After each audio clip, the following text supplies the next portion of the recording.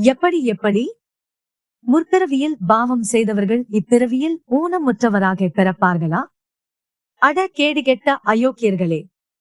நீங்கள் போதையில் வாகனத்தை ஒட்டி எங்கள் வாழ்க்கையை முடமாக்கி நாசமாக்கி விட்டு முற்பிறவி பிற்பிறவி என்று வியாக்கியானம் பேசும் பைத்தியக்காரர்களே!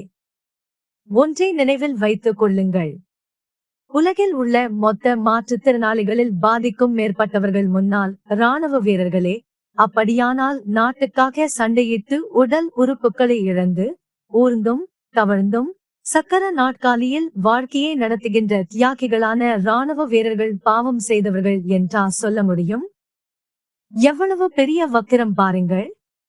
ஆன்மீகம் என்ற பெயரில் மூட நம்பிக்கை சமூக சீர்கேடு கருத்துக்களை அள்ளி வீசும் மகாவிஷ்ணு போன்ற கார்ப்பரேட் போலி சாமியார்கள் மீது அரசு எடுக்கும் நடவடிக்கைகள் வஞ்சிக்கப்பட்ட சமூகமான மாற்றுத்திறனாளன் நெஞ்சை வருடுவதாக இருக்க வேண்டும். நன்றி, வணக்கம்.